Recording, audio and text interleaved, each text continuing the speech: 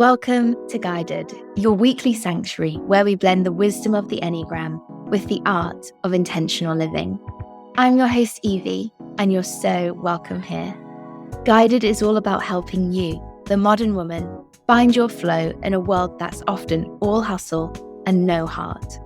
Whether you're navigating a career pivot, diving into creative pursuits, or just figuring out how to take better care of yourself, Guided is here to support you.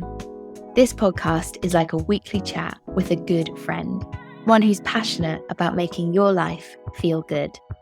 At Guided, we believe in living with intention, fostering emotional well-being, and finding joy in the everyday.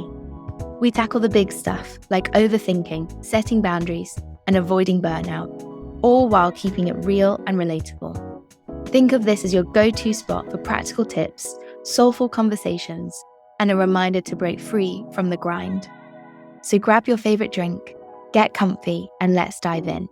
Thank you for choosing to make Guided a part of your weekly ritual.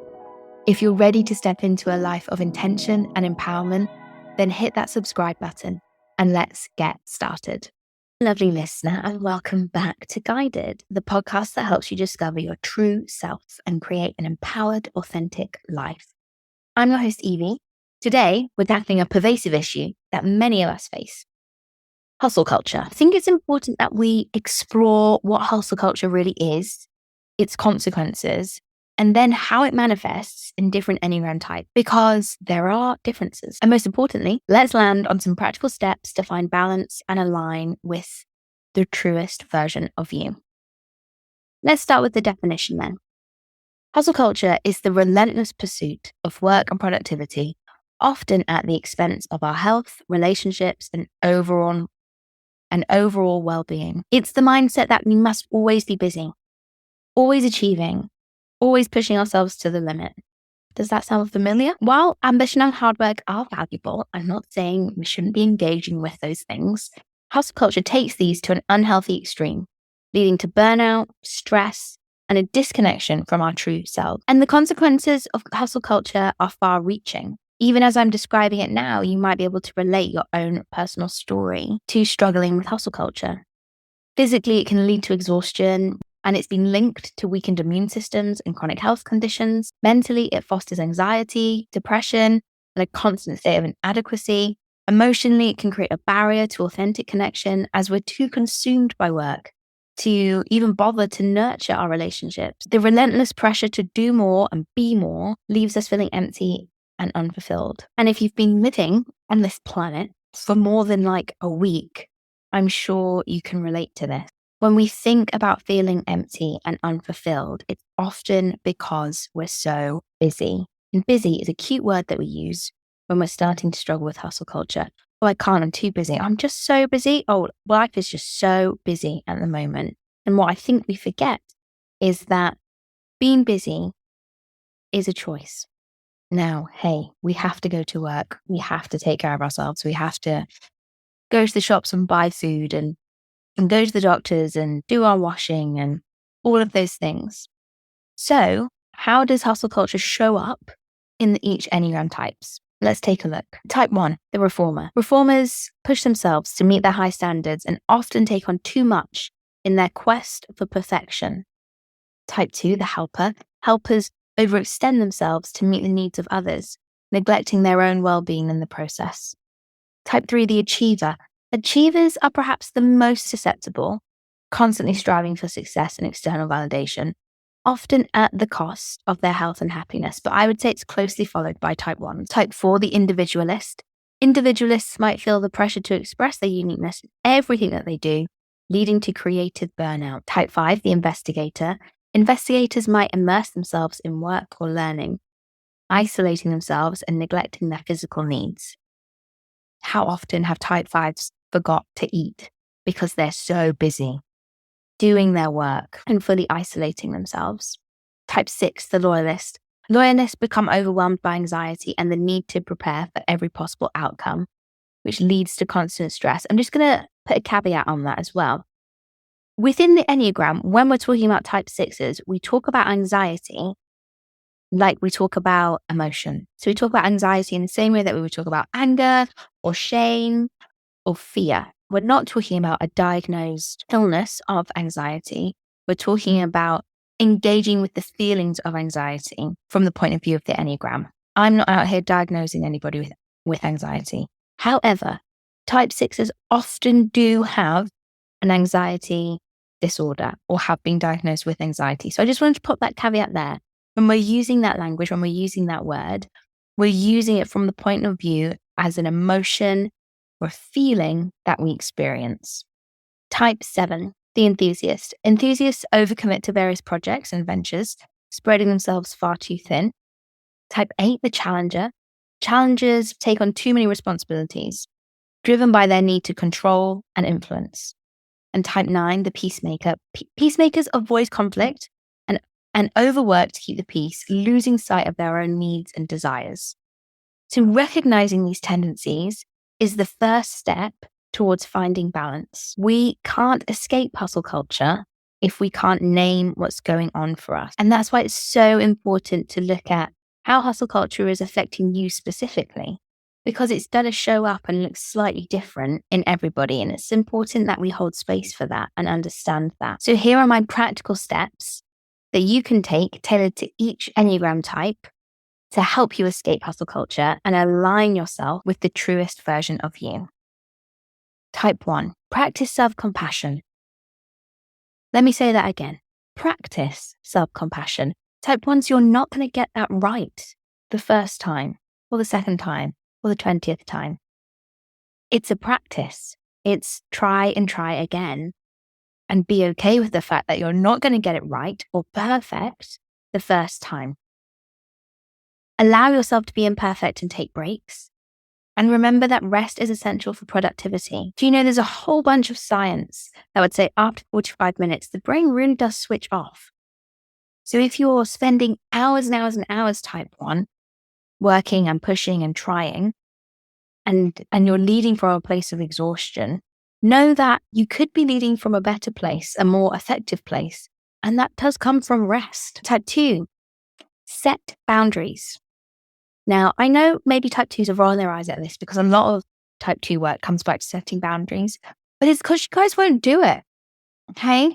That's why we have to keep saying it. So you need to learn to say no and prioritize self-care. Now, this issue often comes up because type 2s don't love spending time by themselves. You need to romance spending time by yourself. You need to be okay with spending time by yourself. You need to learn to enjoy spending time by yourself, okay? You can't pour from an empty cup. So stop doing that. Put in some boundaries.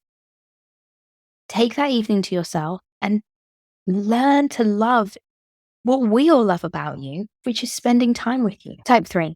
Okay, focusing on your intrinsic worth is so important here.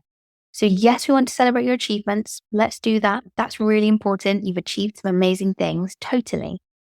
But also, we need to find a way for you to recognize that your value isn't tied to your productivity. And I think this can really come through your friendships and relationships.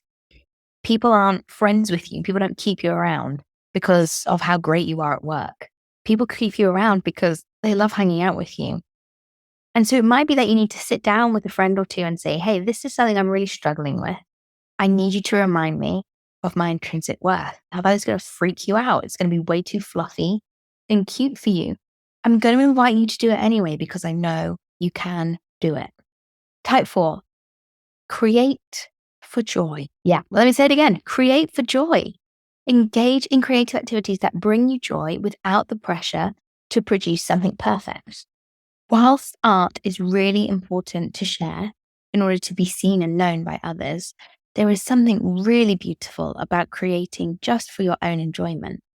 So whatever it is, whether you're painting or drawing or singing or dancing or whatever creative activity that you really love, try creating something without any pressure. Remove that pressure as much as possible. Set aside some time to specifically work on something you maybe are not going to be really talented at. See if you can give that a go. Type 5, balance work with self-care. Make time for physical activity and social connections to nourish your body and mind. Okay. We know type 5s live in the mind tower, all the way up in their heads. They find it difficult to come back down into their bodies. And I think when we're talking about physical activity for type 5s, we're talking about something as simple as even going for a walk. Type 5s are, and I have a lot of type 5s in my life. I'm married to a type 5. So I say this with respect and honor, and having heard type 5s say this many times, but type 5s are very simple, very, very beautifully simple. And so doing something as simple as taking a walk at lunchtime or taking a walk when you finish work is going to be a great way to really nourish your body and your mind, to move out of the place where you've been sat all day and get back into your body and remind yourself that you have a body to take care of. Type 6, develop a relaxation routine. Yeah, I think we should make a whole routine out of it, type 6s, okay? So practice mindfulness or meditation to calm your mind and reduce the anxiety we were talking about. And I think we want to make it a routine so that there's a little bit more of a commitment there for you to repeat it again and again and again each day. So it's not just when things start to feel overwhelming, do we begin these techniques? But actually, if we can engage with them on a daily basis, that's going to be really powerful to stop yourself from ending up feeling burnt out from hustle culture. And that's going to be really, really helpful for the type 6 particularly. Type 7, prioritize commitments. Choose a few things that you have on your calendar. Okay, type 7, the few things that really, truly excite you. Dedicate yourself to those fully and release the rest of the things you've said yes to because you get so many invites, okay? Rather than spreading yourself so thinly, you are, exhausted and you're sick and tired of kind of carrying the room energy-wise. Prioritize commitments so you can prioritize yourself. Type 8, delegate tasks. You can trust others to share the load so that you can take some time to relax and recharge. It's going to feel like you can't. Your brain is going to tell you that nobody is trustworthy. And it's totally okay that you feel like that, but it perhaps is not true. What can you delegate today? Even really, really simple tasks. What can you delegate? There are people around you that love you, that want to support you. Please, please invite them in to this part of your life. Type 9, assert your needs. I know, it's so cheeky that I've said that, isn't it? But if you can identify what truly matters for you and then begin to make space for those priorities in your life, assert those needs to the people around you, I think the change is so huge. You are deserving of prioritizing what truly matters to you. And you don't just need to go along with what everybody else is saying and doing. What do you want? What do you want? What do you want? Like Noah said in the notebook, what is it that you want? Take some time, find out. Finding balance requires conscious effort and self-awareness. And so it can be easier just to stay in the rat race of hustle culture. But I really invite you've taken this time today to listen to this episode. Gift yourself a little bit of extra time in thinking about how you can implement these changes. It's about recognizing when we're caught in hustle culture and intentionally stepping back to realign with our true selves and make use of how powerful a guide the Enneagram can be in this process. Let it help you understand your unique patterns and learn how to break free from them. Before we wrap up for today, I wanted to remind you that if you're unsure on your Enneagram type, you can take my free quiz linked in the show notes. It's such a great starting point for your journey. And if you're looking for a deeper, more personalized understanding, don't forget to book in your blueprint typing sessions with me. Together, we'll explore your unique traits and growth and healing opportunities in a 60-minute session. It's such a transformative hour. I'm so excited for sharing that time with you. Remember, escaping hustle culture and finding balance is possible. I would not sit here and record this if I didn't think that it was. That would be so rude. What a waste of your time. But by understanding and honoring your Enneagram type, you can create a life that's not only productive, but also fulfilling, aligned with your true self. Remember to take care of yourself, be kind to yourself. And if you implement one of these steps, I would love to know how it went for you. You can drop me a message on Instagram. I can't wait to hear how you've been getting on. I'll see you next week. If Guided the podcast resonated with you, why not share it on your socials or send it to your friends? And if you have a spare moment, I would love it if you could leave me a review. These small gestures are free and they're invaluable in helping me amplify the reach of Guided the podcast, connecting us with more empowered women who are eager to increase their well-being. Don't forget to hit the subscribe button to stay in the loop with our latest episodes. By subscribing, you'll stay connected and receive a weekly dose of inspiration directly to your inbox. Thank you for being a part of our community, for showing up, and for your commitment to personal growth and self-discovery. Until next time, take care of yourself, stay curious, and keep exploring the depths of your own inner wisdom.